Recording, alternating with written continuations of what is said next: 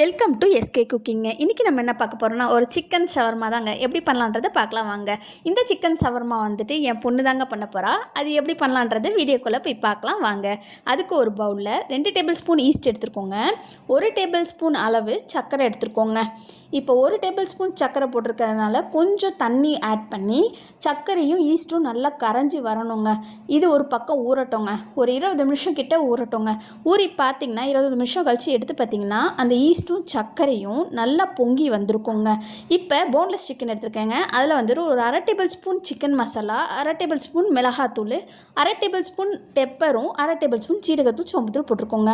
இதில் 1 table spoon இஞ்சி பூண்டு பேஸ்ட்டு, 2 டேபிள் ஸ்பூன் புளிப்பு இல்லாத தயிர், இதுக்கு தேவையான சால்ட்டை ஆட் பண்ணி ஒரு 1/2 டேபிள் ஸ்பூன் அளவு சோயா சாஸும் இதில் மிக்ஸ் பண்ணி இது ஒரு பக்கம் ஊறிட்டுருவோங்க. இது ஒரு பக்கம் ஊறினதுக்கப்புறம் நம்ம பவுலில் வந்துட்டு ஊற வச்சுருக்க ஈஸ்ட்டில் வந்துட்டு இந்த மாவு 2 கப்பு மாவு மைதா மாவு ஆட் பண்ணியிருக்கேங்க. இதையும் நல்லா பிசைஞ்சிக்கலாங்க. மாவுக்கு ஏற்ற மாதிரி சால்ட்டு போட்டு நல்லா பிசைஞ்சு அது ஒரு பக்கம் ஊறட்டோங்க. இப்போ இன்னொரு பவுலில் வந்துட்டு கோஸ் வந்து ஒரு 1/4 கோஸ் அளவு சீவி வச்சுருக்கோம் மெலிசாக. கேரட்டு 1 கேரட் அளவு நீட்டாக சீவி வச்சுருக்கோங்க. அது இல்லாமல் வெங்காயம், பெரிய வெங்காயம் நீட்டாக கட் பண்ணி வச்சுருக்கோங்க. இதுக்கு தேவையான சால்ட்டு போட்டுட்டு ஒரு 1/2 லெமன் இதில் புழிஞ்சு இதையும் பிசைஞ்சு ஒரு பக்கமாக இருக்கட்டுங்க. இது நல்லா ஊறி இருக்கட்டுங்க. கொஞ்சம் புளித்தன்மையாக இருக்குங்க. இப்போ நம்ம மாவு போட்டு பிசைஞ்சு வச்சதில் நல்லா பொங்கி வந்திருக்கும். இது வந்து ஒரு 2-3 டைம் வந்து நல்லா பிசைஞ்சு வச்சிங்கன்னா மைதா மாவு நல்லா சாஃப்டாக இருக்குங்க. இப்போ பார்த்தீங்கன்னா நான் ஊற வச்சுருக்க சிக்கனை வந்து பேனில் ஒன்றா ட்ரை ரோஸ்ட்டு தாங்க பண்ண போகிறேன். நல்லா முருகலாக வரட்டுங்க. இது மாவு அதுக்கு இடையில வந்துட்டு மாவு வந்து நீங்கள் எடுத்து ஒரு 2-3 டைம் நல்லா பிசைஞ்சு வச்சு பார்த்தீங்கன்னா நம்மளோட மாவு வந்துட்டு நல்லா சாஃப்டாகிடுங்க. ஆல்ரெடி நம்ம ஈஸ்ட்டில் போட்டாலே முக்கால்வாசி சாஃப்டாக ஆகிடும்.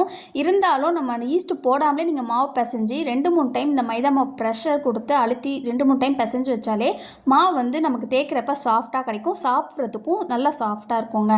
இப்போ வந்துட்டு இந்த மாவை ஒன்றா தேய்ச்சி எடுத்துக்கலாங்க. இப்போ இது வந்து சப்பாத்தி மாவு தேய்க்கிற மாதிரியே ஒரு திக்னஸ் ரொம்ப மெலிசாக இல்லாமல் மெலிசாக தேய்ச்சிட்டிங்கன்னா நம்மளோட ஷவர்மா ரொட்டி வந்து நல்லா கிறிஸ்பியாக வந்துடும். அது சாப்பிட்றதுக்கு நல்லா இருக்காது. கொஞ்சம் அதுக்குன்னு அதிகமாக மொத்தமாக வச்சிங்கனாலும் மைதா மாவு வேகாதுங்க. ஒரு குறிப்பிட்ட அளவு திக்னஸ் வச்சு நம்ம தேய்ச்சி எடுத்து தனியாக எடுத்து வச்சுக்கலாங்க. இந்த சைடு பார்த்திங்கன்னா நல்லா சிக்கன் ரோஸ்ட் ஆகி நான் தனியாக கட் பண்ணி எடுத்து வச்சுட்டேங்க. இப்போ ஒன்றா இந்த ரொட்டியை வந்து நம்ம தவாவில் போட்டு எடுத்துக்கலாங்க. எண்ணெய் ஊற்றாமல் தவாவில் போட்டு எடுத்திங்கன்னா அது புஷ்ஷுன்னு நல்லா ஊதி வந்திருக்கோங்க. இப்போ எல்லாமே தேய்ச்சி வச்சது எல்லாமே போட்டு எடுத்து ஒரு பக்கம் வச்சுக்கலாங்க. இப்போ நம்ம பிசைஞ்சு வச்சுருக்க அந்த கோஸு கேரட்டில் வந்துட்டு ஒரு 1/4 டேபிள் ஸ்பூன் வந்துட்டு ட்ரை சில்லி பேஸ்ட்டு தாங்க நான் வச்சுருக்கேன். அந்த ஃப்ளேக்ஸ் வந்து இதில் போட்டுக்கோங்க. வீட்டில் அரைச்சது தாங்க.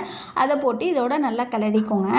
இப்போ அந்த கட் பண்ணியிருக்க சிக்கனையும் ஒரு 3 டேபிள் ஸ்பூன் அளவு வந்துட்டு நம்ம மைனஸ் சேர்த்துருக்கேங்க. இதெல்லாமே மிக்ஸ் பண்ணி நம்ம ரெடி பண்ணி வச்சுருக்க அந்த ரொட்டியில் வந்துட்டு இந்த ஷவர்மாவோட மிக்ஸை வந்து இதில் வச்சுருங்க. அடியில் வந்து பட்டர் ஷீட் வச்சுக்கோங்க.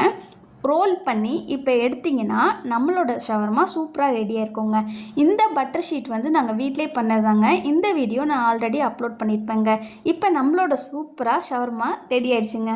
வீட்டில் சாப்பிட்றதோட கடையில் சாப்பிட்டிங்கன்னா கெடுதலாக இருக்கும். ஆனால் வீட்டில் அதையே சாப்பிட்டிங்கன்னா எந்த ஒரு கெடுதலும் சூப்பராக இருக்குங்க. கடையில் சாப்பிட்ற மாதிரியே வீட்லேயும் நல்லா தான் இருந்துங்க. இப்போ எங்கள் பையனுக்கு கொடுத்தேன். என் பையன் சாப்பிட்டு சூப்பராக இருக்குன்னு சொன்னாங்க. இந்த வீடியோ பிடிச்சிருந்தா லைக் பண்ணுங்கள், ஷேர் பண்ணுங்கள், கமெண்ட் பண்ணுங்கள், சப்ஸ்கிரைப் பண்ணுங்கள். கூடவே பெல் பட்டனை கிளிக் பண்ணுங்கள். நீங்களும் இப்படி ஒரு தடவை ட்ரை பண்ணி கமெண்ட் பண்ணுங்கள். பாய்.